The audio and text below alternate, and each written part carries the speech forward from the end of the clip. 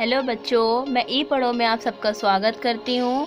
तो आइए हम आपको आज पढ़ने जा रहे हैं साइंस का सब्जेक्ट और क्लास 8th का। तो आइए, जिस तरह हम जानते हैं कि हम ऑलरेडी 4 सब्जेक्ट हम पूरे कर लिए हैं, जिसमें से आज हम उसका आखिरी पार्ट पढ़ने जा रहे हैं। चैप्टर इतना लेंदी था जिस वजह से मुझे इसको 3 पार्ट में डिवाइड करना पड़ा और आज इसका अंतिम चरण है। आइए पढ़ते हैं। वही नाम, मटेरियल एंड मेटल, जिसको हम हिंदी में बोलते हैं खनिज एवं धातु।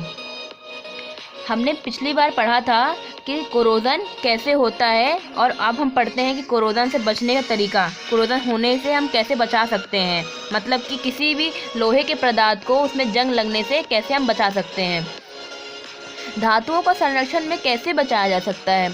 अन्य पदार्थों की परत चढ़ाना, मतलब इस विधि में धातुओं को वायुमंडल के संपर्क में या जल आदि के बचाने के लिए धातु की सतह पर उपर्युक्त पदार्थ की परत चढ़ानी पड़ जाती है। जैसे जो धातु की संरचना में रचना करती है, जैसे लोहे को जंग या संरक्षण से बचाने के लिए हम उस पर पेंट, तेल, ग्रीस आदि की परत चढ़ा देते हैं, वो लोहे को जंग से बचाता है। तो आइए, हमने कुछ इसमें पॉइंट्स लिखे हैं कैसे कैसे।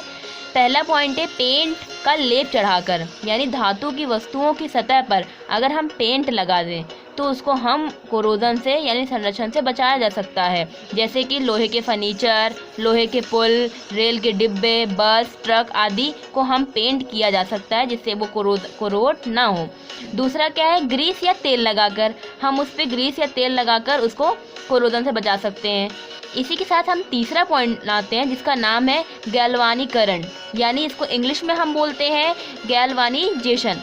इसमें बच्चों हम क्या करते हैं कि इसमें इस्पात या लोहे के ऊपर जस्ते की परत चढ़ा देते हैं, जिससे क्या होता है, धातु में जो जंग लगने वाला होता है वो रुक जाता है और हमारा जो भी मटेरियल या जो भी धातु है वो वैसे का वैसा होता है। जैसे कि मैंने आपको चित्र के माध्यम से आपको बताना चाहा है। यहाँ पे सामने आपको एक लोहे का स्टैंड दिख रहा है जिसमें कि गैल्वानाइजेशन किया गया है।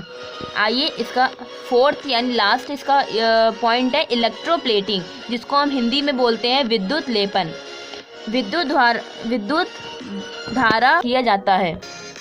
जैसे कि हमने आपको इस चित्र के माध्यम से बताया है कि किसी भी धातु पे अगर हम विद्युत धारा प्रवाहित करते हैं और उस धातु पे उसी के विधि के द्वारा हम लेपन कर देते हैं यानी इलेक्ट्रोप्लेटिंग कर देते हैं, तो तब भी हम किसी भी तांबे या निकेल के मदद से या क्रोमियम का लेप लगाकर उसको कोरोड होने से बचा सकते हैं। अब हमारा नेक्स्ट स्लाइड में है एलॉय। एलॉय आपने इससे पहले भी कई बार पढ़ा होगा, तो आइए हम एक बार और इसका रिवीजन करते हैं कि एलॉय होता क्या है। एलॉय को हिंदी में हम मिश्र धातु कहते हैं। इसमें 2 या 2 से अधिक धात्विक तत्वों के आंशिक या पूर्ण ठोस विलय या को मिश्रातु या मिश्र धातु को एलॉय कहते हैं। एक बार फिर से मैं रिपीट करती हूँ, 2 या अधिक धात्विक तत्वों के आंशिक या पूर्ण ठोस विलय को मिश्रातु या मिश्र धातु यानी एलॉय कहते हैं। जैसे कि मैंने आपको चित्र के माध्यम से बताया है। आइए हम नेक्स्ट स्लाइड पर अपने बढ़ते हैं। मिश्र धातु के विशिष्ट गुण है बच्चों कुछ, जिसको हम बताने जा रहे हैं। मिश्र धातु वह वस्तु है जिसमें धातु के सब गुण होते हैं। इसमें 2 या 2 से अधिक धातु या धातु और अधातु होती हैं जो पिघली हुई दशा में एक दूसरे के पूर्ण रूप में घुली रहती हैं और ठोस होने पर स्पष्ट परतों में अलग नहीं होती है। आपको समझ में आया? अब हम देखते हैं इसके 2 गुण, वो कौन कौन से 2 गुण हैं। पहला गुण है इसमें पिग आयरन। पिग आयरन को हम हिंदी में बोलते हैं बच्चों कच्चा लोहा। कच्चा लोहा कैसे बनता है और क्या होता है, आइए जानते हैं हम।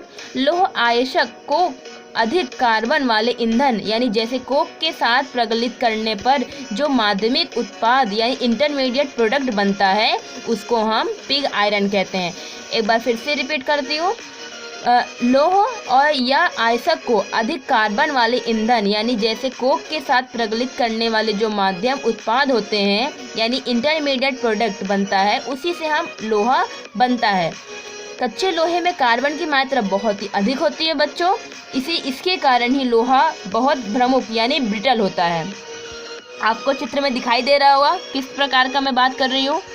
और दूसरा होता है इस्पात। इस्पात मतलब कि स्टील, वैज्ञानिक विधियों द्वारा बनाया गया अच्छे किस्म का मजबूत लोहा फौलाद स्टील, यानी कि इस्पात लोहा कार्बन तथा कुछ अन्य तत्वों को मिश्रातु है जिसकी तत्व शक्ति अधिक होती है, जबकि प्रति टन मूल्य कम होने के कारण वह भवनों या औजारों या जलान या वाहन और मशीनों के निर्माण में प्रयुक्त। आप लोग को खुद ही पता होगा कि हम स्टील का प्रयोग कहाँ कहाँ करते हैं। तो बस ये हमारा आज का लास्ट स्लाइड थी, और इसके बाद हम आपको गृह कार्य दे रहे हैं यानी होमवर्क दे रहे हैं, जिसमें हमारा पहला क्वेश्चन है खनिज तथा आयस्क में क्या अंतर होता है। दूसरा क्वेश्चन है आप लोगों का धातुओं का संरक्षण क्या होता है। तीसरा होमवर्क है आपका मिलिए धातु क्या होता है। और फोर्थ क्वेश्चन है किसी एक द्रव्य धातु का नाम लिखिए। इसी के साथ आज की क्लास हम ख़त्म करते हैं, और हम उम्मीद करते हैं कि आपके जितने भी क्वेरीज उसको हम पूरा कर सकें। इसी के साथ थैंक यू। फिर आइएगा और कमेंट बॉक्स पे अपने ज़रूर बताइएगा कि आपको ये वीडियो कैसे लगी।